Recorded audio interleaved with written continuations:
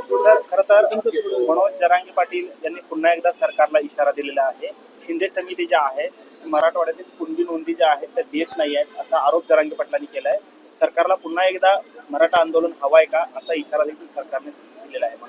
बघा, जरांगेंनी काहीही बोललं तरी महाराष्ट्र शासनानं 2 सप्टेंबरचा जो गव्हर्नमेंट रेझोल्युशन पारित केलाय त्या गव्हर्नमेंट रेझोल्युशन अन्वये महाराष्ट्रामधल्या ओबीसीच्या स्पर्धेमध्ये जो बलुतालुत आहे, जो सामाजिक दृष्ट्या मागास आहे, यांच्या स्पर्धेमध्ये माझा मराठा बांधव उतरलेला आहे.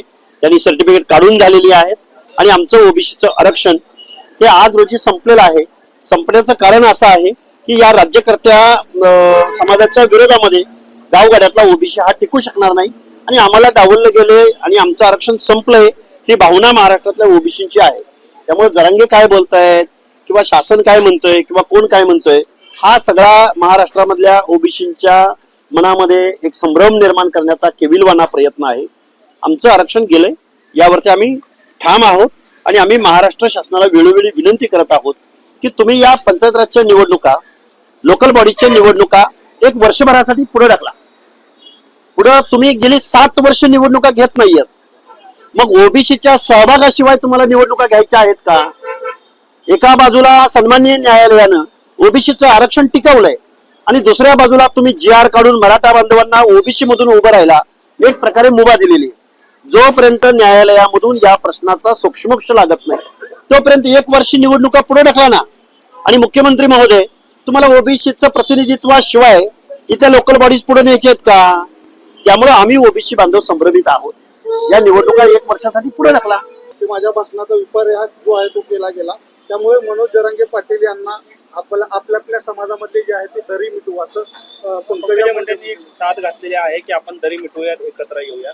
कसं आव्हानाकडे कसं पाहताय पंकजा मुंडे? नाही, जरांगे पाटलांबरोबर दरी मिटवण्यासाठी म्हणजे दिवाळीच्या चहा पाना एवढा किंवा फराळी एवढा हा विषय सोपा नाही. आम्हालाही आवडेल. जरांगे पाटील काही माझे वैयक्तिक दुश्मन आहेत का? जरांगे पाटलांना बरोबर घेऊन चहा पाणी करायला आम्ही त्यांच्या घरी जाऊ किंवा त्यांनी आमच्या घरी यावं. मी तर ताईंना विनंती करेन तुम्ही दोघांनी माझ्या घरी यावं.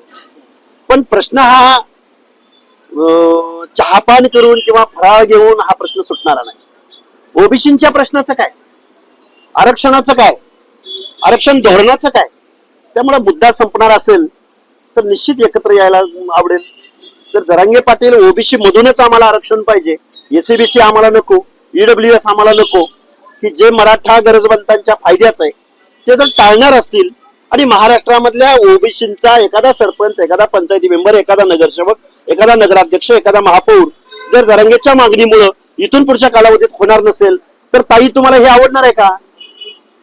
प्रश्न हा वैयक्तिक नाही ना, काय कोणाच्या लेखीबाळीचं लग्न आहे का? हा महाराष्ट्रामधल्या अर्ध्याहून जास्त ओबीसींच्या हक्क अधिकाराचा प्रश्न आहे आणि तो चहापानानं सुटणार आहे का? त्यामुळं ह्या गोष्टी गोलमाल आहेत सगळ्या. जरांगेंची मागणीच मुळात बेकायदा आहे. या बेकायदा मागणीला या महाराष्ट्रातला ओबीसी कडाडून विरोध करेल.